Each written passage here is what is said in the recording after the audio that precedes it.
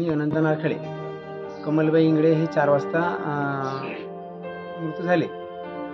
आम्ही 4 वाजतापासून 7 वाजतापर्यंत त्याला विनवणी केली की आमची डेड बॉडी आमच्या ताब्यात द्या, पण त्यांनी दिली नाही. हकमीवाल्याने ते पैसे मागत होते 40,000.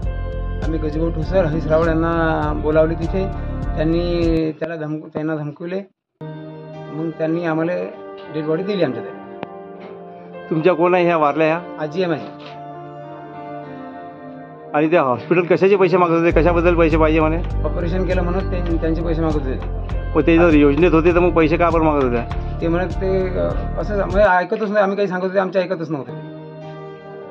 पण गजभाऊ ठोसर, हरीश रावळ त्याच्यामुळे आम्हाला योग्य मार्गदर्शन मिळाले.